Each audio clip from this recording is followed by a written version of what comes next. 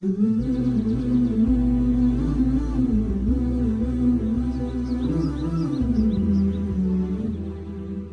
alaikum everyone, and welcome to In Balance, a podcast where we explore how faith and health, both physical and mental, intertwine in our daily lives and how we can finally find balance as Muslims.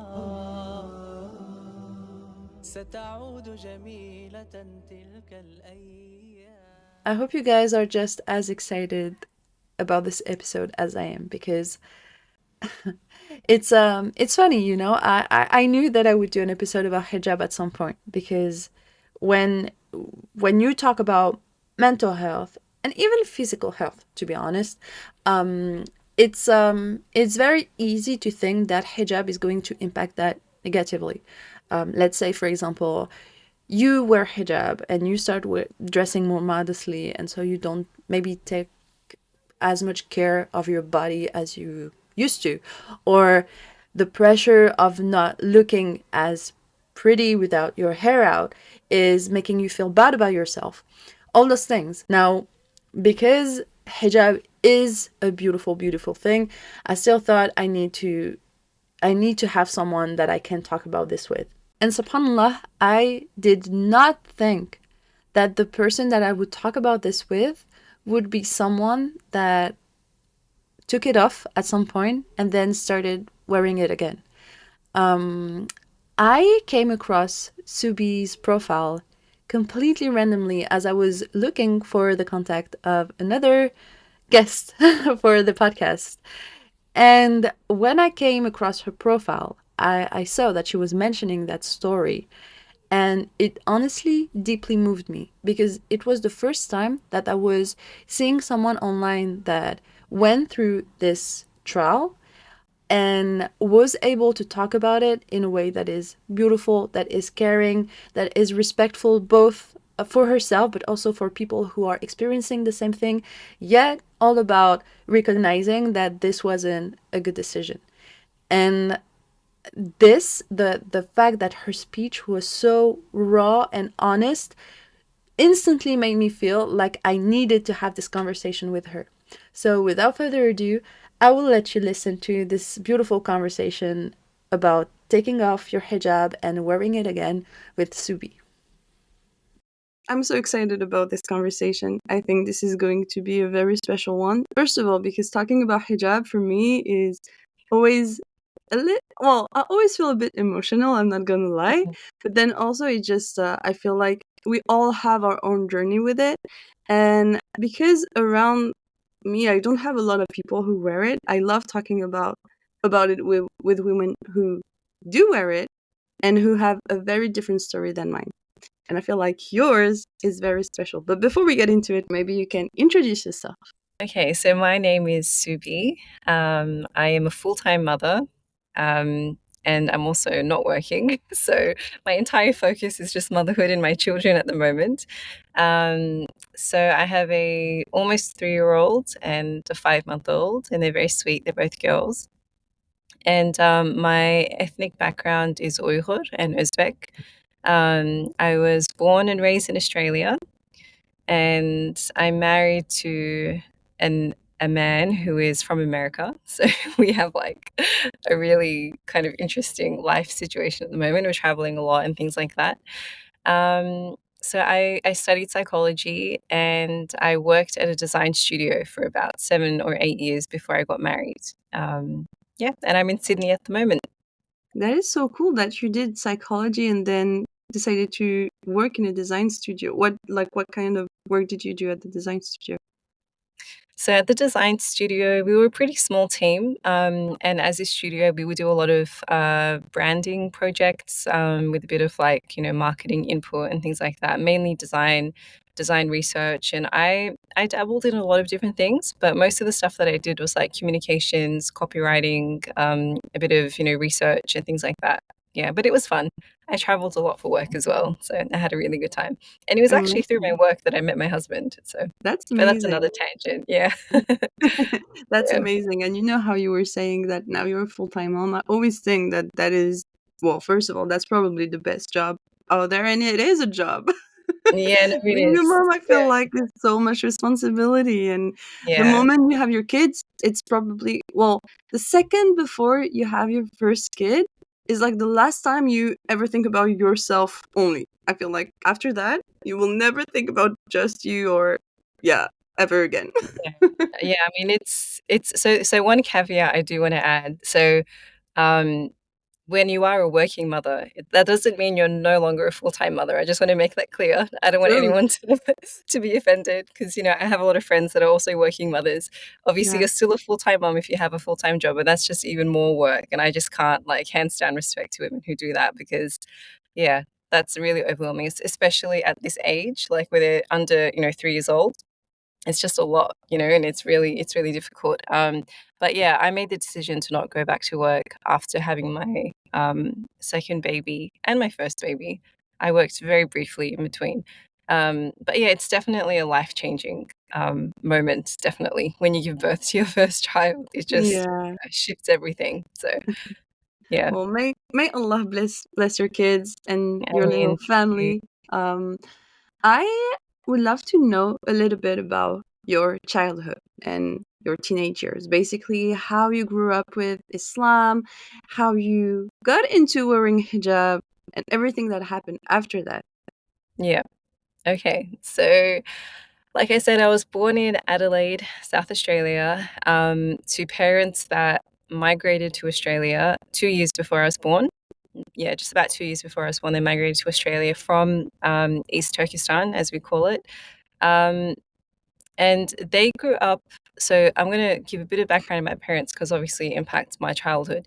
So my parents grew up during the Cultural Revolution in China. So during that period, the entire land of China plus the occupied land of East Turkestan was impacted by the government's policies. And one of the big things that they really pushed was you're not allowed to practice any sort of religion. So not just Islam, but a whole, like pretty much every other religion was deemed illegal, I guess. So my parents grew up with that. But my mother's father, so my grandfather from my mother's side, he was the imam of the local area. And my dad's family was also so my dad has an Uzbek background. They were also practice Islam and things like that. But when this revolution started, the practice of Islam was very hidden, and it was like it can get you in a lot of trouble if you're praying at home or if you have a Quran and things like that. So as they grew up, things became normalized, like drinking alcohol and smoking and dressing, not fully modestly, became very normalized for them. And that kind of carried on, into my youth as well. So my parents always told us that we were Muslim. We knew we were Muslim. Um, and my mum and my dad, they sent me and my sister to the local masjid to learn, how to read the Quran and how to pray. Um, but we never really saw it practiced at home as such. For example, my mum never wore the hijab. No one in my family wore a hijab. Like none of my aunties, none of my cousins, like no one. Even in our Uyghur community, extended community, it was just a completely foreign concept to me. I didn't see prayer, I didn't see fasting, all that kind of stuff. But I still knew I was Muslim. I still knew that, we didn't eat pork, like that kind of standard. I remember going to community parties where there was a lot of alcohol. So I was always surrounded by that type of stuff. Um, but yeah, so that's kind of how I grew up. But when we moved to Sydney, and I was entering my high school years, my parents sent me and my sister to a Turkish community school where the majority, like pretty much all the students at that point in time, were all Muslim. So all of my friends were Muslim, and they were all really like good people as well. Like they were fantastic, and like I had really close relationships with them, and we would go to each other's homes, and I would see with one particular friend of mine who was my closest friend. She really like she would pray at school, for example. And she would fast. So I would see the practice of Islam through her. So yeah, so that was my childhood. How did you decide to wear hijab? What was the aha moment of, yes, I want to Yeah. take that step? So after high school, I started university, and I was like 17 at the time, and you're out of that safety bubble, that you've always been in for your entire life, and you're kind of like, okay, who am I really? Like, what am I doing with myself? Do I believe in God? Like, I'm calling myself a Muslim?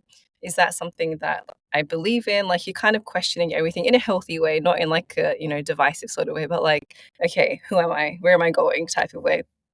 Um, and when I was at university, I was lucky enough again, alhamdulillah, to be introduced to really wonderful people that I'm still like really good friends with today, like Muslim women. And like I just kind of gravitated toward the musalla, you know what I mean? And at my experience, alhamdulillah, because I know not all MSAs and all universities are the same, but my university environment in that era was fantastic. Like the people were just so welcoming, they were so warm, the discussions were so interesting. And like I said, I made some really good friends. So I think that really just kind of kept me, you know, even more focused on Islam. And I did a few courses at university, like, that kind of teach you about the history of humanity. And there's a lot of atheism kind of in there as well. So I did a lot of courses like that. And it just always kind of came down to a point of like, well, how did consciousness come from nothing? That was like the thing that I was kind of stuck on for a while. And I was like, okay, well, I clearly believe, God. And Islam is here, and I just kind of decided consciously at that around that age to remain a Muslim.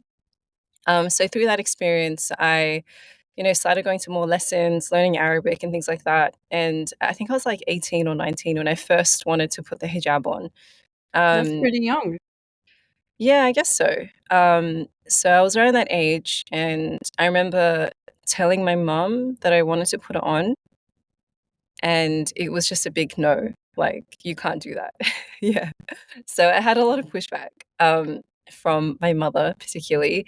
And I've spoken to my mum about this before, and I think she's kind of like, she feels sad about that now. Like, she wishes she hadn't had that kind of reaction. But yeah, so I wanted to put it on. She was like, not like, why do you have to put it on? Like, you can still be Muslim, you can still practice, but you don't have to wear it, type of thing. And my dad was like, well, you can do whatever you want to do, but your mum's quite upset, so maybe you should just kind of give it a break for a little bit and see how she comes around. So ultimately, I didn't put it on at that age. I left it for I don't know how many more years. I think until I was about 23. So between 19 to 23, 24-ish, I started going to more, community lessons. Well, there was a particular center called the Al Ghazali Center, and and they had like, Islamic knowledge lessons and things like that. And I would always bring my parents along whenever I could. And then there's also my sister who was on her own kind of journey coming closer to Islam. And as a family, we would go to this, place of knowledge. And I guess like it just started to influence everyone in our family a little bit. And then by the time I was 23, I think I was 23 or 24, I remember there was one night where I was sitting at um, a restaurant or a cafe with my friends in the evening. We were having like knefe and like coffee, and we were just like chatting, as you do. And I remember saying to my friends, like the topic of hijab came up, and I remember saying to my friends, I don't think I'm ever going to wear the headscarf because, I haven't worn it and I'm this age. So I don't think I'm ever going to wear it. And, the conversation just kind of continued on. And I want to pause actually and just point out that I prefer to call the physical cloth a headscarf Yeah. rather than a hijab. Yeah. And I remember reading an article by Dr. Omar Abdullah. And he also kind of uses that as an introduction. Like, we just need to be really clear what we're talking about when we say hijab and when True. we say headscarf. And we have to own that as well, because hijab is so much more and there's so much in it. It's such a beautiful concept that to reduce it to a piece of cloth, I think, is actually a little bit irresponsible of us. So I do True. prefer to call it a headscarf, but I do kind of interchange. Anyway, so I went home that night. Before I went to bed, I had like this feeling of like anxiety within me. I was like, oh my God, am I just gonna die and like having never have worn the headscarf? Like, it just kind of hit me, I think, really hard afterward, because I was just thinking about it in my heart, I guess. And then I woke up the next morning and I said to my mum, look, I'm gonna start wearing the headscarf now. I think it's time. So by that point, my mum was at a point on her own journey as well, where she was a bit closer to Islam. And she was like, okay. So it was just like everything kind of fell into place spontaneously that one morning, you know. Um, and so I hadn't prepared for it at all. I didn't have any undercaps. I didn't have any specific, you know, headscarves. I just had like neck scarves and things like that. And I went to work that day with just a scarf on my head. And yeah, so that was how my journey began as a hijabi, you know, back in the day. And, you know, alhamdulillah, you know, my mum also was really supportive at that point as well. So I think all of us as a family were on independent journeys, and then our stories just kind of came together at that point. Um, and then my mum started wearing it as well. That Yeah, is beautiful. eventually. I love Yeah. when things plan that way. And there's a lot of usually when you have sisters who are thinking about it and they can't take that step and then don't really know how, and they're like kind of expecting a sign. And some people might criticize that, but sometimes it's just kind of about timing. And if Allah subhanahu wa ta'ala didn't decide that it would be now, maybe that's for a reason. And then when you see stories like yours where you end up doing it with your mom, or like Yeah. having this beautiful journey with your mom, I feel like the reward of it is even more special. Yeah. So I love how you describe your journey towards wearing it. What happened afterwards? Oh my God. This is the part where I hang my head in shame. No. But we know how this ends. It Yeah, ends it positively, does. so we don't It have to does. worry too much about that part. Yeah. So, you know, I just kind of continued living my life. And I was busy working, you know, I was single, and I don't know, I think after how many years, honestly, I can't even remember how old I was when I stopped wearing it. Um, I think I must have put it on at 23. I think I took it off at around 26, maybe like 3 years. I think I wore it for a good 3 years-ish, around that. I think I remember, like, I would be traveling for work, and I would be sitting, you know, by myself, um, and I remember just, like, crying over stuff. Like, there was this one, like, video that I watched on Facebook. um I can't even remember what it was about, but it was about this young boy. He had some sort of, like, disability, I think it was, and he had memorized, like, Quran or something like that. It was, like, this really, like, beautiful story, and I remember watching that and just, like, bawling my eyes out, crying for, like, I don't know why. I think I went through a period of just, like, a bit of distance, you know, from Islam. Like, I wasn't, like, I don't think I had my prayers up properly. I was just kind of, like, um, I guess, struggling with a few different things, and, I think I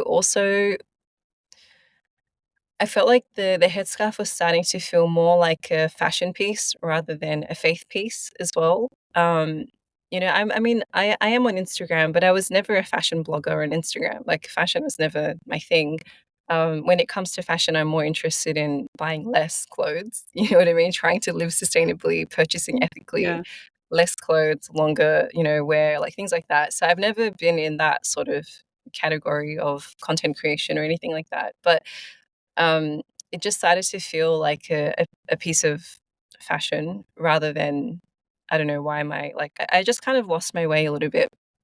And then another element I think was I remember I think like I wanted to fit in certain circles that I felt like I couldn't fully fit in if I was wearing a headscarf. So I think that was also an element as well. Um, and I remember, like, when it took me, like, a good 1 whole year to take it off, and I remember talking to, like, all my friends about it, like, one-on-one deep conversations for, like, hours, you know what I mean? And, it was hard, like, it took a long time to actually take it off, and then I remember I took it off when I was in Dubai, I think, before I went to Turkey. I remember that. And then I took it off, and it just I don't know, it didn't feel like such a big deal by that point because I had spoken to everyone about it. They all kinda knew that I was thinking of taking it off, and, yeah, I just stopped wearing it.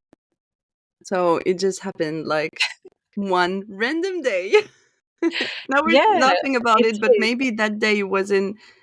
I you know what? Okay, so I was thinking about two things.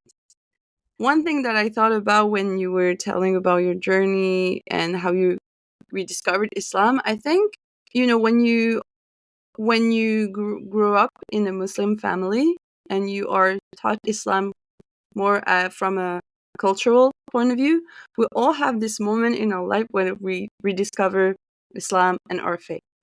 That's Yeah. one thing that I wanted to tell you. And then when you were telling about your journey with, well, the thoughts you had about taking it off, Yeah. it made me think about how nothing is guaranteed, including your faith. Subhanallah, you know. Yeah. And now you're talking about hijab and how it happened in a way that, subhanallah, you didn't feel like it was such a big deal, you know. And I think it just shows that sometimes we make a decision and we think it's okay and that's it. And then subhanallah, it just changes over time or it doesn't. And I feel like that's such a good reminder to renew our intentions with everything. And I love that you knew, or you know now, that it might have been more of a fashion piece than it should have been, you know? It's so interesting. Yeah. Because Um I kind of like I fell into like normalizing like wearing a turban. yeah, And I fully respect that there are various cultures where wearing the turban is, you yeah, know, like a form of hijab. And I'm not saying it's not, but I think for me, my intention behind wearing it as a turban was not, this is a part of my faith. It was yeah, like, I'm wearing this because it looks cute and like, you know, do like the yeah, tying the thing and like, you know, my neck is like this. And I don't know, um I think I just started to feel conflicted about it. And I remember like I would go out to the shops and people would be like, oh, like your hair looks nice. And I'm wearing like my head is fully covered with a cloth. And they would tell me yeah, my hair looks nice. I'm like, are you seeing what I'm, they were like, oh, why are you wearing that? Like it looks amazing. Like it looks so cool. And I think over time, I just started to feel uncomfortable. Like, hang on, like people don't even see me like as a Muslim. And I mean, what's the reason? Like, what's my intention behind this anymore? Um, and I think that that was probably ultimately the reason why I took it off, that tipped me over the edge. But it's interesting because, like, you know, I told you I was speaking to my friends about it, and one of my friends that I like, many of my friends were kind of like, oh, you know, just if you want to take it off, you want to take it off. It's between you and Allah. Like, you know, it's okay, like, just, like, we'll support you, we'll still love you, and I think hearing that was really valuable and important, but because you don't feel like everyone's gonna hate you and turn their back on you, and that didn't happen, you know, like I said, I still had a really good experience, and I was still considered myself, you know, fully Muslim, like, I wasn't trying to I don't know, anyway, so there were friends that were saying that to me, like, "You do what you wanna do, it's fine," and then I had another friend who said to me, "Look, are you sure you wanna do this? Because it's a fard for you to wear a headscarf. Like, Allah has commanded you to cover your hair. Like, is this a step that you wanna take? Because if you take one step away, like, if you take one step in this direction, you might continue spiraling away further and further away from Islam and from your iman, you know, Allah protect you." But she told me that, you know, she has friends that have made the same decision, and ultimately they've ended up kind of unrecognizable, you know, not just in, you know, removing their headscarf, but in their lack of practice and, you know, their distance from Islam kind of widened further and further. And that was the friend that I appreciated the most. That was the friend that I was like, "You're you know, like, you really care for me." And I really valued that, even at that time. And I think the most important thing, um, that I established within myself because of that conversation was I recognized that the headscarf is a fard, and in spite of that, I'm still taking it off. You know what I mean? And yeah, I think that was ultimately the grain of truth, my guiding grain of truth that brought me back to the headscarf a few years later, or 6 years later, I think it was. You know what I mean? So yeah, I just I love that friend, and we're still really good friends, alhamdulillah.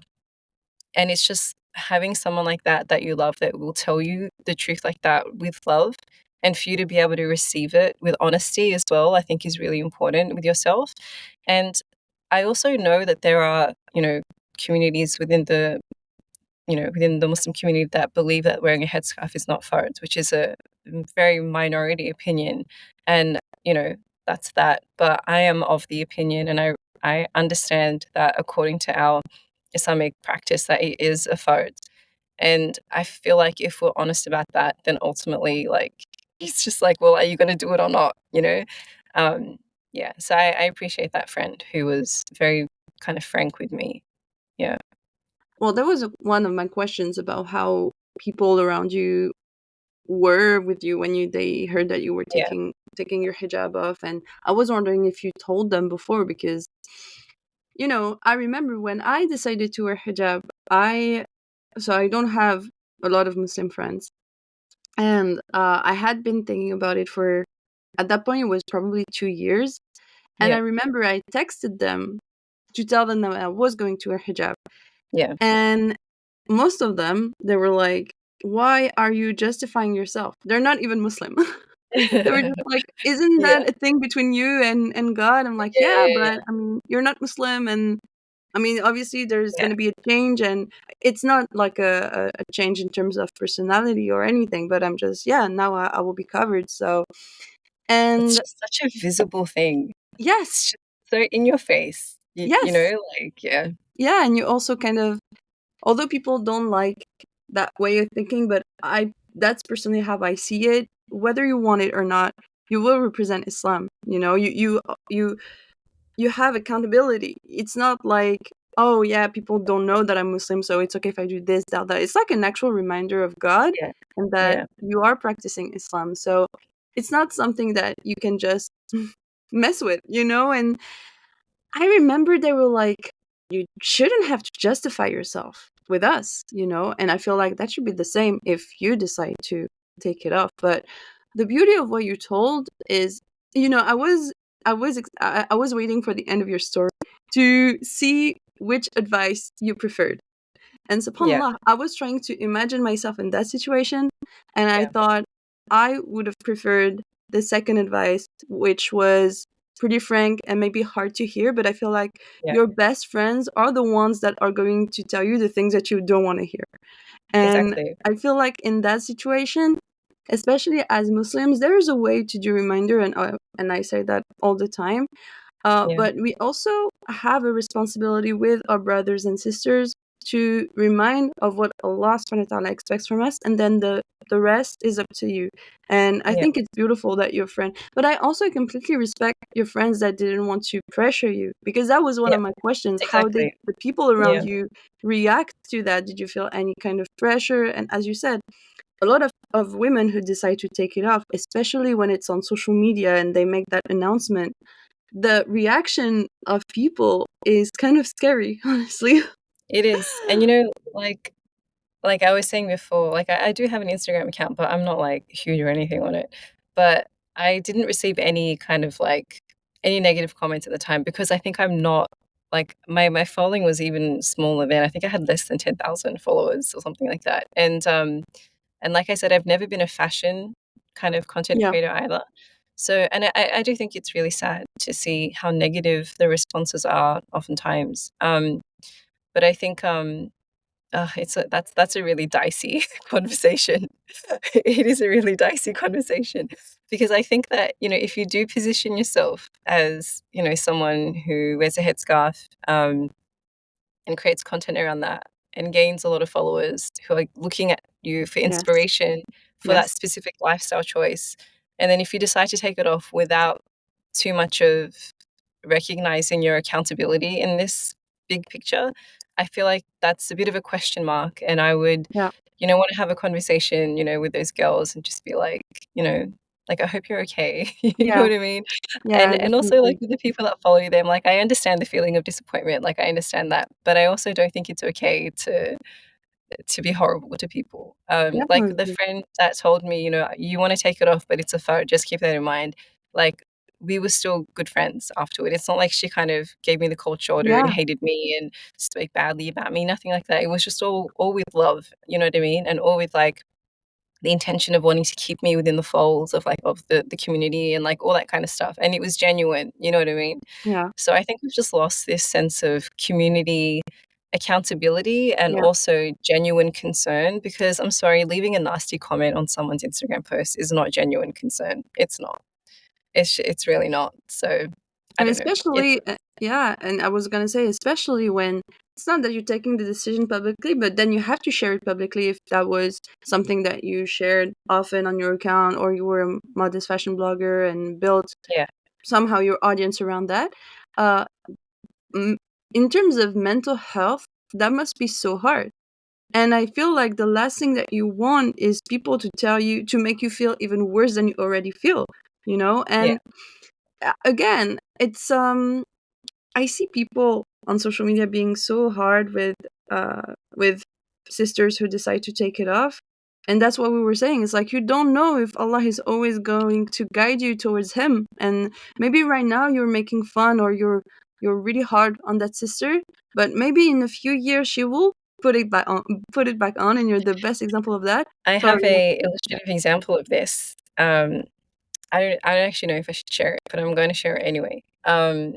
So the thing is, like we're like the people I feel like that are so judgmental, like, oh, like, why did you take it off? You should be wearing it, type of people. And they feel like so certain of themselves. I'm going to wear it forever. I'm going to be Muslim forever.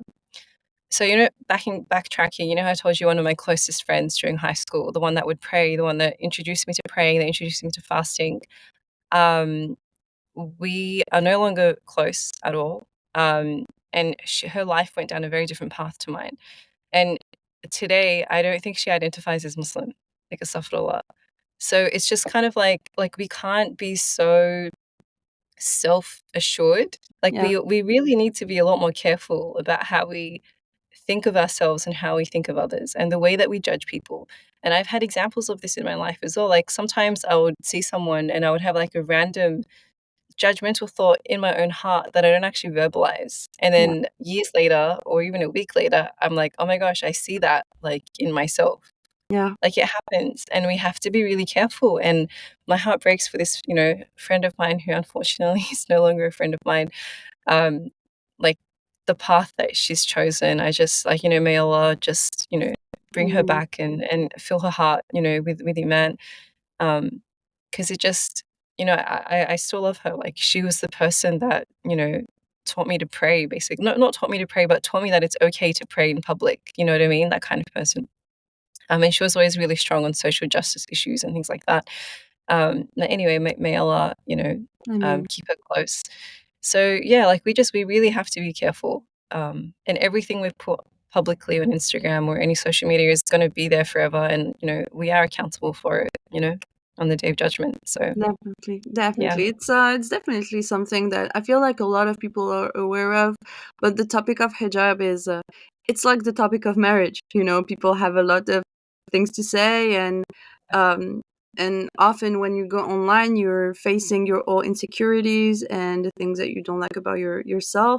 And when it comes to topics like this, which are I was gonna say important in the life of a Muslim, but honestly, I feel like I don't know why we're putting such a big focus on those two things, where there's so many aspects of the life of a Muslim that we should care about as well, and that we neglect yeah, because we're making big deal of those two. But um, may Allah guide us all and preserve us from falling into the bad direction. One yeah. thing that I want to ask you about this is when you took that decision and you were in Dubai, you're not wearing your headscarf anymore. How did this impact your relationship with Allah the following days, the following weeks, and maybe the following years? Because I'm not sure how long you took it off for. Well, I started wearing it again a year ago. It's been just about a year. So, Okay. and so I think I was like 26, 27, 28, 29, 30. My gosh, I don't even know how old I am. I think I stopped wearing it for about 7 years. Okay. 6 years. I don't know. No, 7 years doesn't sound right. Anyway, something like that. So I don't know. So I feel like I was going through this period of not being as close, or just feeling it's not that I didn't want to be Muslim anymore or anything like that, nothing that serious, but I think I was just questioning a lot of things, in my life. And I think I was just like, I needed um, reconnection. And I remember I went to, have you heard of Reviving the Islamic Spirit? It's like a conference. And then after the conference, they have a knowledge retreat, and they have like, amazing teachers like like Sheikh Hamza Yusuf, like, kind of teachers and things like that. A bunch of different scholars teach. And I remember I was at one of the Rizes, the one in Malaysia. I can't remember the years. I'm so bad with dates. I'm so sorry. Anyway, so it was one of them, and I remember like leaving the retreat like feeling less spiritually fulfilled. And so I was just going through this period where everything felt a little bit off, and I don't even know, like I can't even really pinpoint it. Yeah, I was gonna So ask. I was like, have you been able to pinpoint what wasn't feeling right? yeah, no, not really. I don't know. I just had all these questions, and um, yeah, I don't know.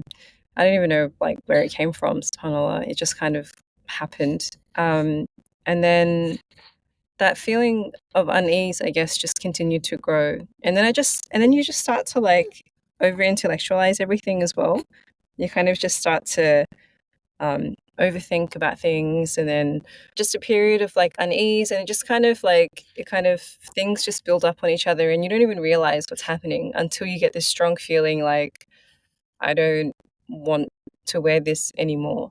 I want to experience, my hair in the wind again and things like that. Just like random stuff that's like so not important, but at the time it just feels like such a big deal because we hyperfixate on it. It's just this culture of hyperfixation on these external things when I mean, yes, they are important because ultimately it's a command from Allah. But if we're not scaffolding our hearts and and supporting each other as a community, like we can't hyperfixate on it. Like Yeah. it's a beautiful thing, it's an important thing, but the worst thing you can do for someone is to push something on them and to hyperfixate on that one element. Yeah. Over time it just felt like a big thing that I wanted to just I think I just got tired of thinking about it at one point as well. And I was like, I'm just gonna take it off. So I'm just not thinking about it anymore. So when at that period in Dubai, like there were days where I would wear it, days when I wouldn't wear it. And then when I went to Turkey after that bit of travel, I just stopped wearing it like full time. Um, and yeah, there was no big reaction from anyone, not from my parents, not from anybody. It was just like, oh, okay, you know. I was gonna ask, when you made that decision and then carried on with your life without wearing hijab for the 6, 7 following years, what like did it just impact, because you said that you were asking yourself a lot of questions and things like this. You didn't question being Muslim, but you still had a lot of things in your mind. Yeah. Did impact other things like your salah and like your vision of Allah? Did you feel, I don't like saying resentment, but you know how sometimes things happen in your life or even in life in general. I know like a lot of people would quote what is going on in Palestine, for example, or your your background is also something that is very interesting because it could have been a reason why, like, you, again, it's not resentment, but like you ask questions like, why is this happening to people who are Muslims, and like Yeah. all Yeah, those no, questions, you know? it was never anything like that. Like I didn't have any problems with, like oh, like, Allah, why are you allowing this oppression to happen? Like it was I never had that train of thought. It was very much just a personal, individual. I was never like angry at Allah or anything like that, alhamdulillah. But I think my overall my practice definitely did take a dip. Praying just became like difficult. And that's not to say that as soon as you're a headscarf, it's so easy to Yeah. pray. It's not. But it's like one less barrier because when I'm out and about, I've already got my headscarf on. I don't need to worry about that. And Yeah. another thing, so when I took my headscarf off, I didn't change my entire wardrobe. I didn't start wearing tight things and short skirts and sleeveless tops. Like, I still pretty much dressed like how I dress today, like loose shirts, loose pants, maxi dresses. I didn't go down that side either because I see a lot of women that do take the headscarf off and they just ultimately end up like Yeah. with like low cut shirts and things like that. So I still had an element of modesty. Like all my clothes were still hijab friendly. I just didn't wear a headscarf. Um, so it was just that one specific thing that I just wanted to take off. I mean, I don't think I even actually wanted to, right? This is the thing though. I don't think I don't genuinely, I don't think I wanted to take it off. but I just did it because I was just overthinking it. I Yeah. was thinking about it too much. I was hyper fixated on it. I was like, maybe things would be better if I stopped wearing it. Um, and then I stopped wearing it. And then, I mean, when I, like, in the last stages of wearing my headscarf, I was, doing things like wearing a beanie instead of wearing a proper headscarf. You know what I mean? Like, it was just like Yeah. that. And I was like, why am I doing this? Like, what is my reason? Like, do I really want to wear a headscarf right now? And then I just, I stopped wearing it. And I do regret it. I regret taking it off. And I say that, comfortably and with full honesty. I don't think it was an important part of my life journey. I think I should Mhm. never have taken it off, you know. Yeah. And if there's anyone out there that's like, should I take it off? Should I not take it off? Like, if I can talk to you with love as a sister, I would just advise you to not take it off. I really would. Unless, but of course, with the caveat again, that every situation is different. So, like, if you are suffering undue psychological distress and harm and fear and inability to leave your house and anxiety and all this debilitating stuff, then, perhaps you need to speak to someone that is religiously knowledgeable that can guide you and help you, and maybe taking your headscarf off or masking it in some way makes sense for you, because each individual, Islam is full of exceptions. Yeah.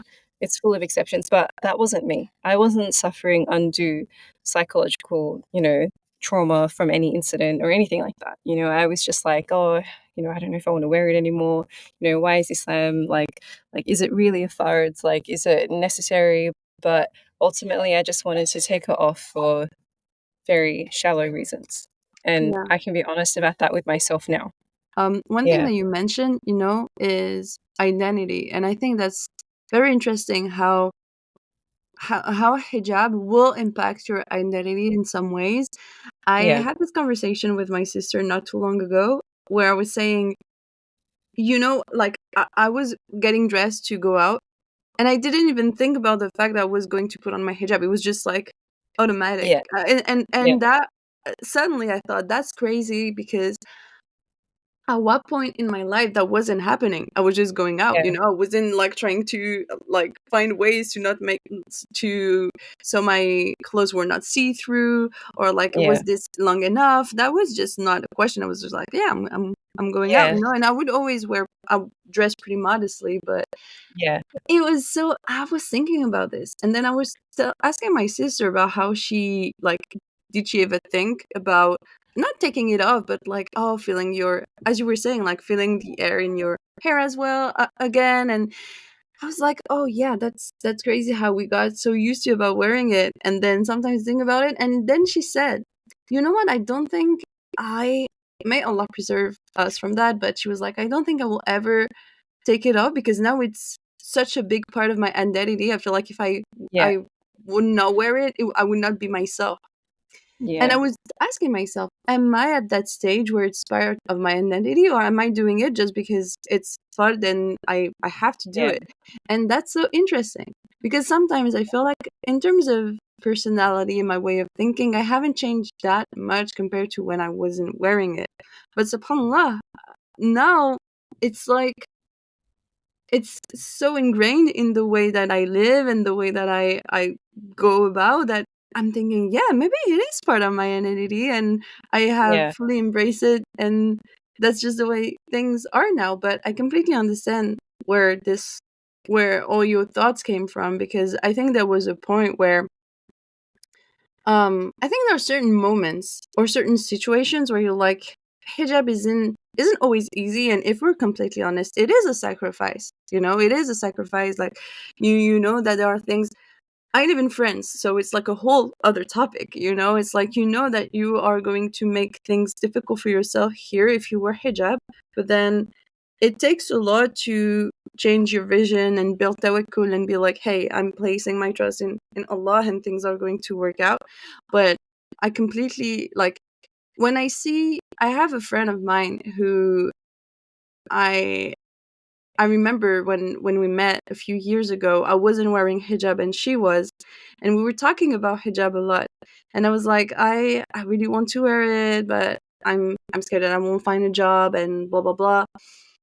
And now she is the one struggling with it.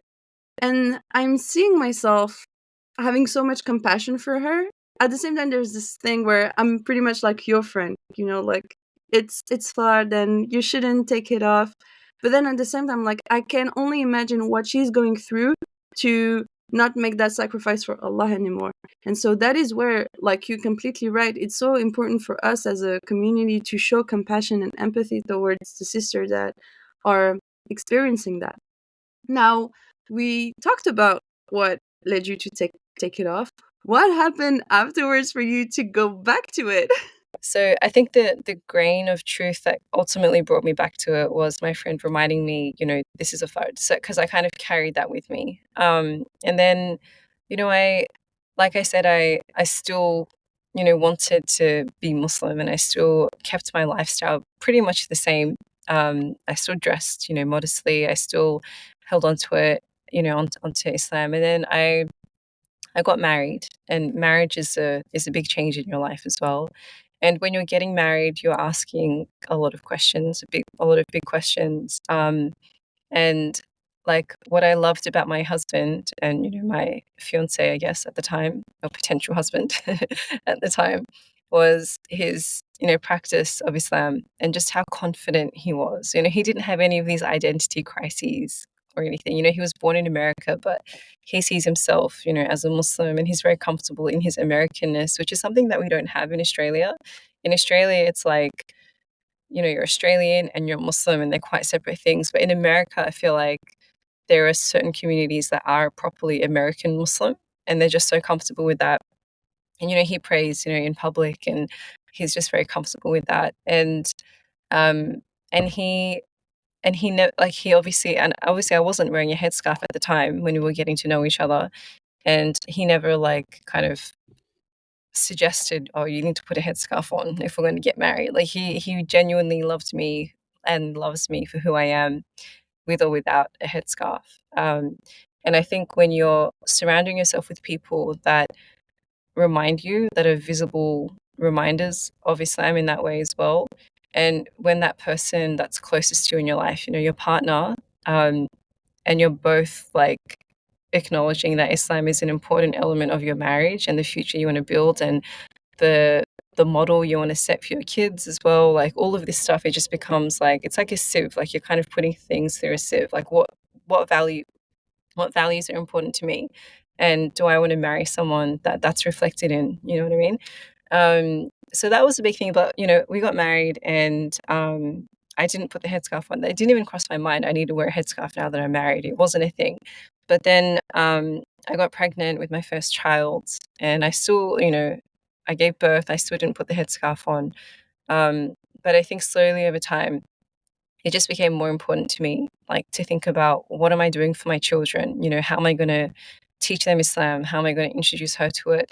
Like she sees us praying. She's like, how can I make Ramadan special? And like, oh, hang on, what am I gonna tell her about a headscarf? Am I going to tell her, I used to wear it, took it off, and now I don't wear it again? Like, and I'm like, am I? It was kind of that thing, which was like, am I being honest with myself? Like, if I believe it's a fard, why am I not wearing it? Like, what are my reasons? All of this stuff was kind of happening in the background. And I have my amazing and wonderful partner who's just, so supportive either way, no pressure and anything like that. And then we were in America, and we were, and and my prayers got better as well along that journey. And I started praying in public as well, which is something that, I would kind of shy away from a lot. And I'm still a little bit like, oh my God, I have to pray in public now, kind of thing. There's a little bit of that there, but I still for the most part, do it if I can't get home on time. Um, so back then, I would be putting it on for prayer and then taking it off, and I would just feel like kind of a bit awkward about that, a bit ashamed in front of Allah for doing that. You know what I mean? And then we were in America, and we were planning on going on Umrah. Um, so this whole Umrah trip came up, and then I was like, in my heart, I kind of set the intention, I hadn't verbalized it. I was like, okay, I think this is a good excuse to start wearing the headscarf. Like after Umrah, I'm just going to continue wearing it because I'm going to be wearing it, nonstop for the whole 2 weeks that we're there, in Mecca and Medina. So maybe it's a good time to just put it back on again. So it was there, it was in my heart. And over that year, again, it was about a year, I had been just slowly buying headscarves. Like I was like preparing for it, but not preparing for it.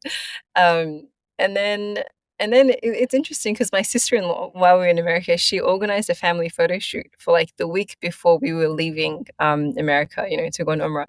And she had this photo shoot organized. It was a big family thing, both of my sister-in-laws, their husbands, their kids, my mother-in-law, my father-in-law, all of us. And I remember thinking to myself, oh my gosh, I'm going to take these photos without a headscarf and then we can't use them because I'm going to start wearing a scarf in like a week from now. Like it's going to be awkward. Um, so I messaged the family. I spoke to my husband about it, and then he was like, "Look, it's up to you. Like what you want to do. Ultimately, he's like, I have no say. Like it's your choice." And so I messaged the family group. I was like, "Guys, I'm just going to wear a headscarf for the photo shoot. Just so you know, don't freak out. It's not a celebration thing. Like it doesn't mean I'm wearing it now, but yeah, I'm just wearing it for the photo shoot, just to future-proof them, just in case I do wear a headscarf in the future."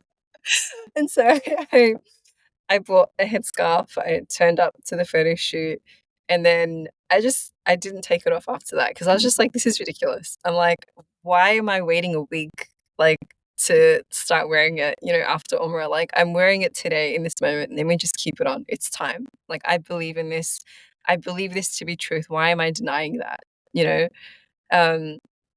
So yeah, so I just started wearing it from then on. And then my family, like my in-law family were like, "Oh my gosh, like you're just wearing it now?" I was like, "Yeah, I think I'm just gonna keep it on." And they were all happy for me.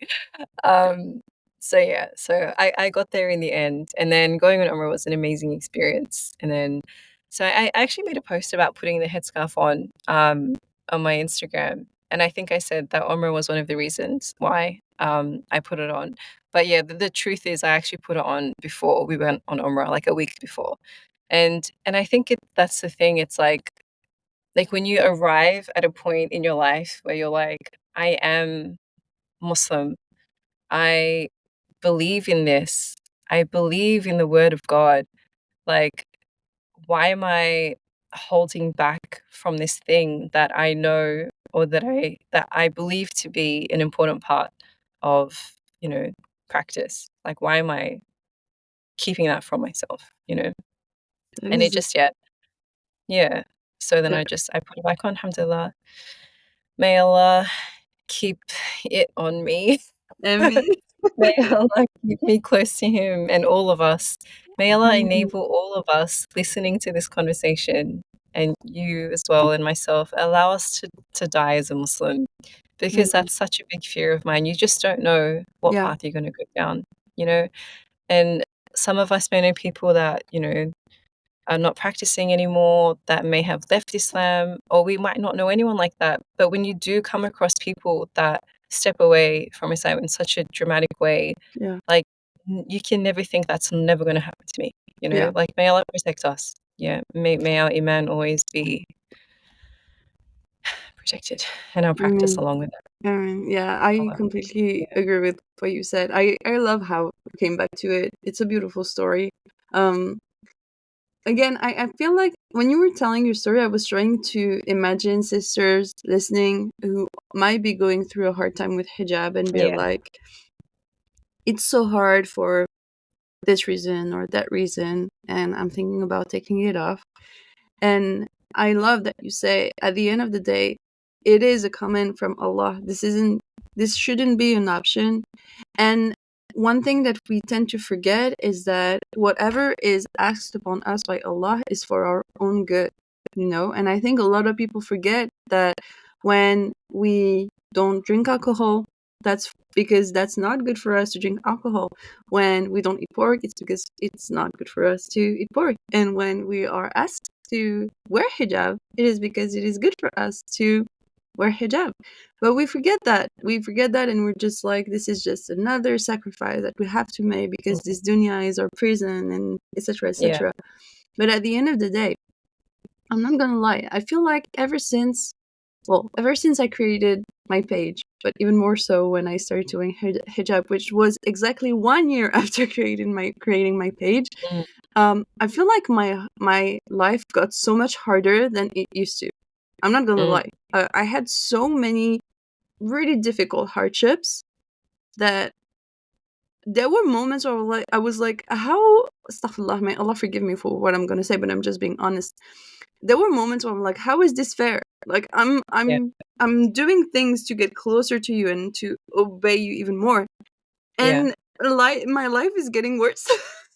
But then you take a step back and you tell yourself, okay, when you go through a hardship or you're facing something difficult, it is because we are ungrateful as human beings.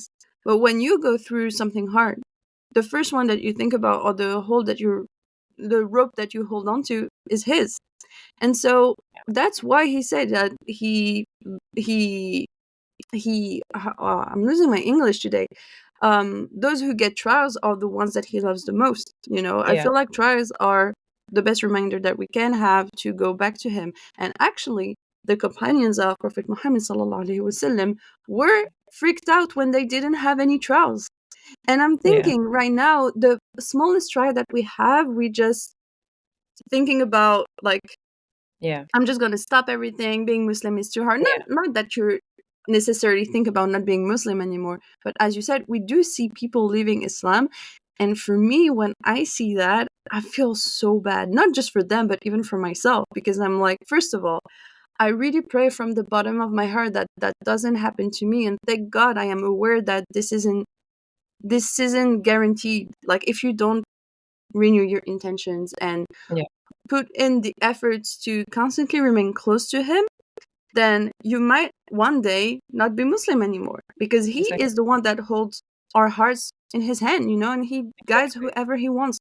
Exactly. Alhamdulillah, I am aware of that. So this is something that I'm thinking. But then I'm also feeling kind of dumb because I'm thinking I am just experiencing one thing that isn't the best, and I'm mad when the first things that I should say are Alhamdulillah and try find ways to strengthen my faith.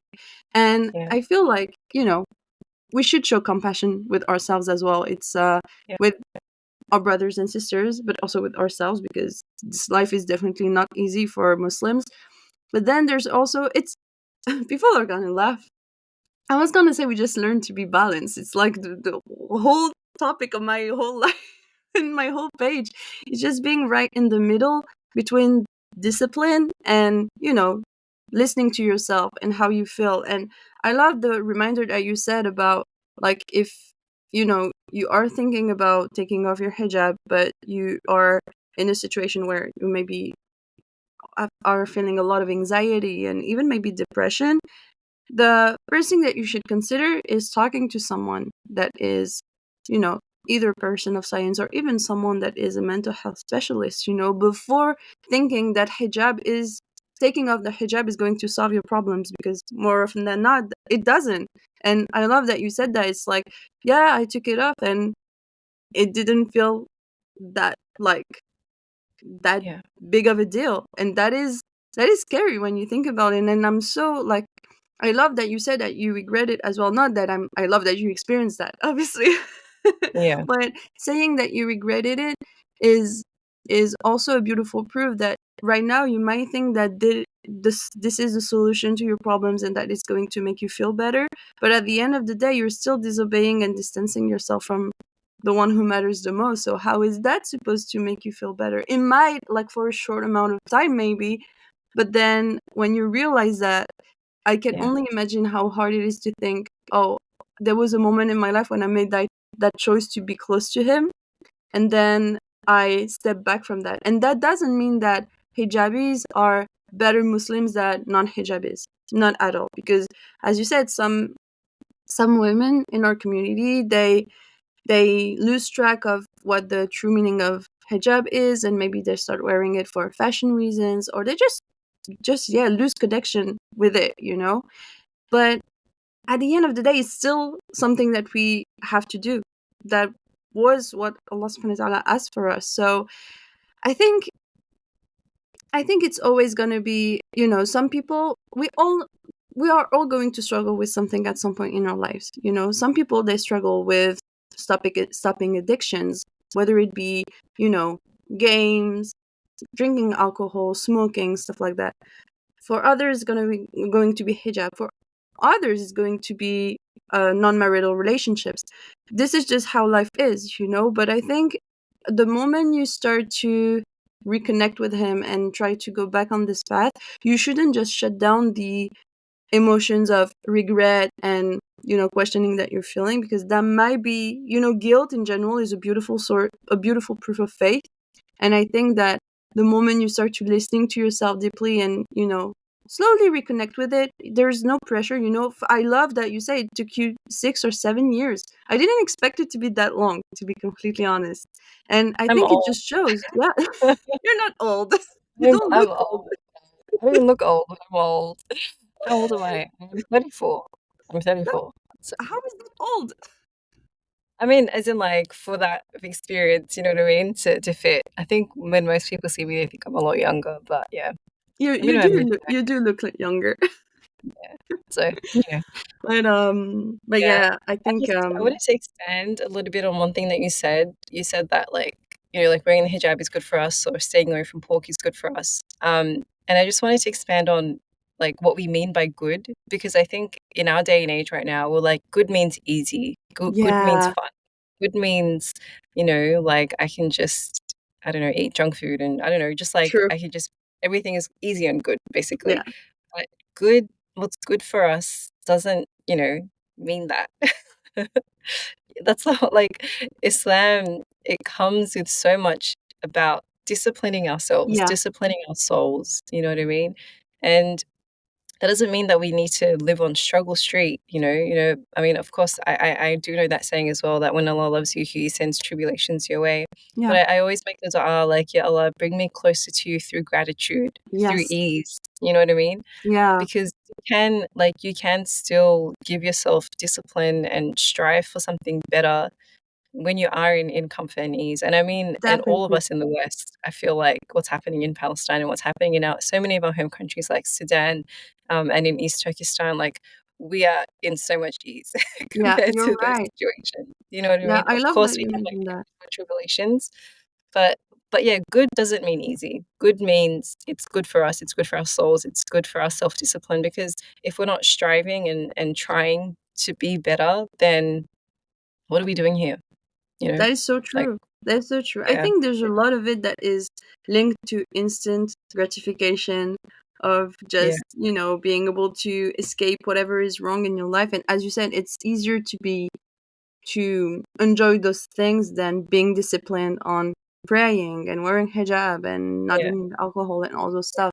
And I love that you said that, we also, yes, we need to change the way we perceive hardships, but we also can enjoy the things that we are being offered because we are so fortunate compared to other people. And that is yeah, something that I was telling someone a few days ago. I was like, there's this thing in the ummah that, well, I was talking about sustainability. That's another topic, but I was like, mm, people in our ummah, it's hard for them to normalize being sustainable, maybe because it does require discipline and, well, I don't feel like that's too much efforts if you go step by step, but a lot of people, they have misconceptions around sustainability. And I think yeah, also a lot of people in our community, they are being very pessimistic, and they're like, I mean, we know how things in this dunya are going to plan out, so it is what it is. I'm not going to make efforts for something that is already decreed. And I was telling myself, Prophet Muhammad sallallahu alaihi wasallam said that this dunya is the prison for the believer, but he didn't say it was hell. There's still ways for us to enjoy this life that we have, and even when you look at it from the Quran perspective, all the things that we can actually do and all the things that we can actually enjoy, but people put so much focus on the things that we can't do that it's like they're making a big deal out of it. And you know yeah, how people are when you are like, when something is forbidden and you don't really understand why, then you obviously not going to yeah, want to follow that. And subhanallah, at the end of the day, I love that Allah says, I didn't make religion difficult for you, because it isn't. We are the ones that are making it difficult. But Yeah. when you really read and study what the Quran says, you realize that, oh yeah, I mean, I'm probably making it difficult for myself because I'm blinded by this life. Yeah. One of my It's favorite true. things that I've learned over the years is that like everything is halal when it comes to like outside of, worship. Everything is halal except for what is explicitly haram. Yes. And this is why this like have like haram police, quote unquote haram Yeah. police is such a problem. Because man, that's a heavy thing on your scales. For you to call something haram that Allah has not, categorized as haram, like that's, I'm scared of that. You know what I mean? Like that's Yeah. like because yeah, we can't bring heart like, heaviness and hardship upon people. We're supposed to try and lift each other up, inshallah. Inshallah. Yeah. So to wrap up this episode, I have one final question.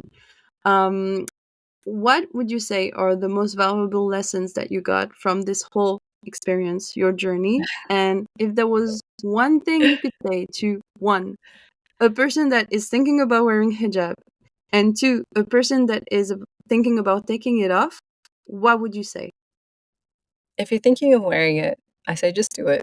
Like if it's in your heart, just do it.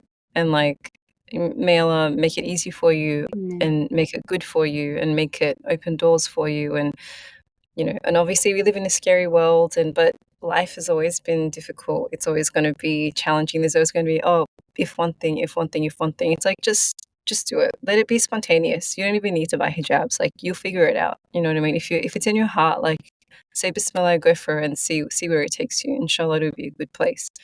If you're wearing it and you want to take it off, I want to be that friend, that sister that says, I love you for who you are, and I think you're a wonderful, amazing person. And ultimately, you will decide to do what you want to do because you are an individual. But just remember that it is a fard and that Allah loves you. And no matter what, don't let this be a step away from Islam. Because if you know in your heart that this is a step away from Islam, then like that's really scary. And I just want to give you a hug and I want you to go deeper than that. Like go deeper than the headscarf. Don't hyperfixate on it. Yeah. Take a big step back and look at the structure of your life and look at the people in your life and look at the things in your life that you value and that you're chasing behind. Are these things that are serving you in your Islam?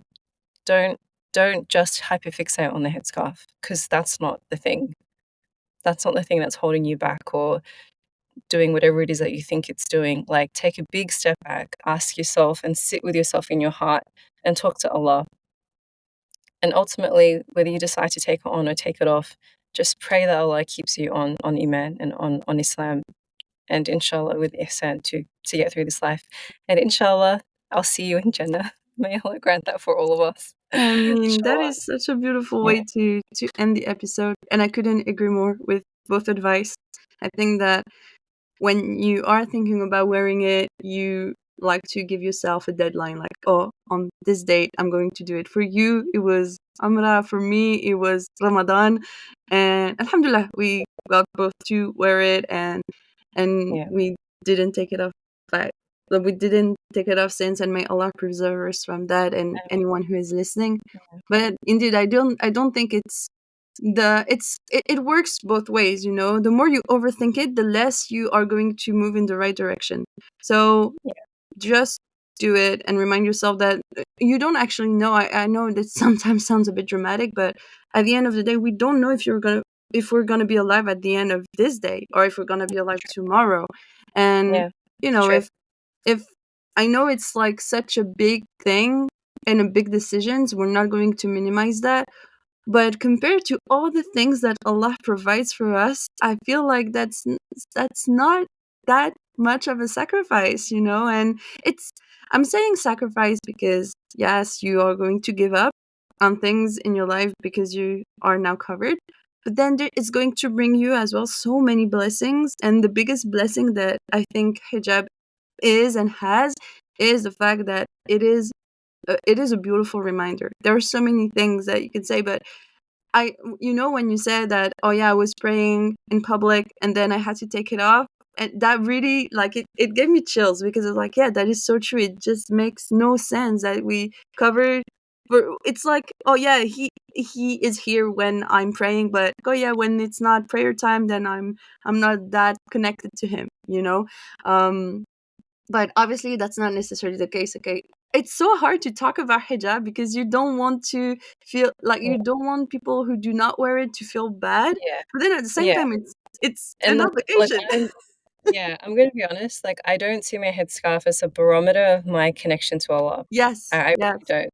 And I think, and this is what the point that I was making about hyperfixation. I feel like we do as a community and as individuals hyperfixate on it. And people that wear a headscarf, like, we do try to talk about, like, oh, it's my connection with Allah. And that's why I try not to say any of that stuff, yeah, because what I just come back to is Allah said we have to wear it. It yeah. doesn't matter how I feel. I It doesn't think matter that's if I'm the, having a good hair day, a bad hijab day, yeah, if I feel fat, if I feel skinny, or if I feel all of this stuff that's just about me. Like, it's not about me at the end of the day. It's not so about how I true. feel about Allah. It's about Allah saying you're supposed to cover your head. Yeah, yeah, You're that is supposed to so cover your true. body. Keep all of that stuff out of it, because it does just get, like, it goes on and on and on and on. It's like, okay, Yeah, well, do you believe in Allah? Do you believe in God? Do you believe this world was created? Do you believe that there is an afterlife? Do you believe in the Quran? Do you believe that Prophet Muhammad Sallallahu Alaihi Wasallam is our messenger? What does the Quran say? You're supposed to wear it according to the majority interpretation. yeah, Yeah. And the reason why I keep bringing up majority minority is because there are people close to me that believe that wearing the headscarf is not a fard, but that's a yeah, whole other, that's a fiqh thing that I can't even get yeah, into. I don't have the knowledge, but from my understanding, it is a fard, and that's just what it comes down to at the end of the day, no matter what. You know what I mean? It's the yeah. same thing, like, yeah. So yeah, so I that's love kind that of you clarified that, because that is what true. I was thinking when you were saying this, I was like, yeah, you are going to have days, even if you feel like that's a reminder of Allah, and I feel like that's also the deeper meaning of hijab, let's say. There are going to be days where you're just like, yeah. it's, nah. Exactly, to pray. Like, praying is difficult. If Exactly. 100% of our ummah prayed, Yeah, all our prayers on time, within the time frame, I think we would be a very different ummah right now. so true. Like, I would be really interested actually on a study on how many people do pray all of their 5 prayers. You know what I mean? Plus Yeah, the tahajjuds and all that kind of stuff. It's a whole other level. yeah, But, like, we do drag our feet toward a lot of these things, and that doesn't mean that we're not trying. But ultimately, if we believe in Muslim and we believe in Allah and we want to keep doing our best for Him, striving for that, striving to be separated from this world, yeah, so that we have our eye, on the hereafter, then these things, it's just, yeah, everything, inshallah, will fall into place. And of course, it's not easy, but we have to yeah. be honest with ourselves. Yeah. Yeah, I love that. I think it's just, as long as you're not being in denial about your relationship with Allah and the way you practice Islam, whether it Yeah. be in a positive or a negative way. When I'm saying positive, is like thinking that you've accomplished the things that you're supposed to accomplish as a Yeah. Muslim, which I don't think is the right like mindset, because there's always things that you can improve on, and I feel like that's just the journey of a lifetime. And then if you're too negative and always telling yourself that you're not doing enough, you're not doing enough, you're not doing enough, again, you just need to be right in the middle and trying your best Yeah. every day as much as you can. And I did in the first season of the podcast, I did an episode on comparison, and I think it can be healthy if it's done in some like nice and proper ways. But other than that, at the end of the day, although we're an ummah, it's just you and Allah on the day of judgment, Not so even your parents are going to be there for you. You know what I yes. mean? Like, and it's so crazy for me because I have kids and I would literally die to Yeah, protect them right now. And yeah, when Allah tells you on the day of judgment, you're going to throw your own kids, like, yeah, I can't comprehend. I just cannot. that is Like, crazy. it boggles my mind. So, it is our soul at the end of the day, and it's eternity. And sometimes I, like, you know, like, I sit with myself and I'm like, do I really, like, comprehend this, what Allah is, like, telling us, like, what our faith communicates to us? Like, Yeah, it's so easy to, and I think even myself, and I'm saying this as myself, like, I think I'm so distracted by life, by the dunya most of the time, to be honest. Yeah. And it's moments like this where you can sit and talk about other stuff and, my kids aren't next to me right now, and I can actually be like, "Hang on, this actually isn't the end game. This Yeah. is not the end goal," you know? And Yeah. it's really difficult to pull yourself away. And again, it's the same thing with the advice, about the headscarf. Just take a big step back, look at the bigger picture and think about where you're heading and what steps you're gonna take to get there. I think that's what it comes down to at the end of the day. Yeah. Well, I feel like that's a beautiful way to end the episode. Thank you so much, Subhi, for this Thank wonderful you. conversation.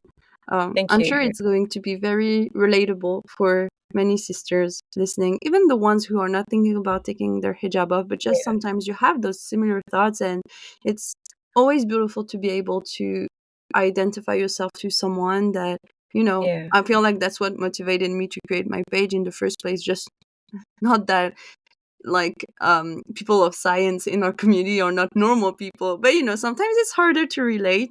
So sharing beautiful stories like this, and how it's not always easy, but we're just trying our best, because as you said, like, this whole thing that we're doing is so much bigger than us. Sometimes it's hard to comprehend, but again, good intentions that we renew as much as we can every day, trying to do the right thing and not losing track of the fact that it might end in the next hour, in the next day, in the next week. I feel like it's something that is very helpful to, inshallah, grow closer to Him and become better Muslims every day, I think.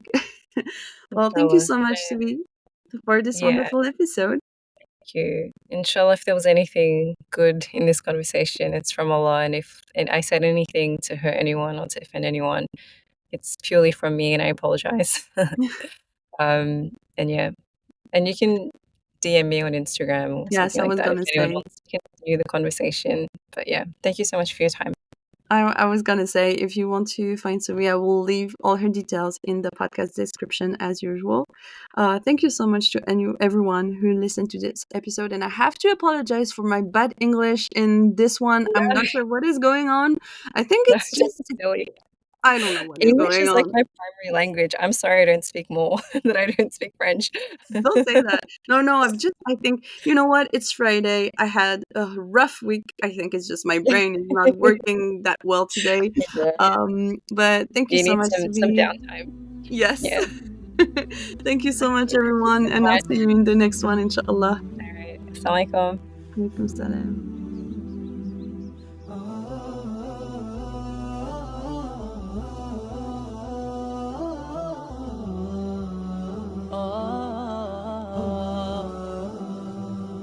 ستعود جميلة تلك الأيام.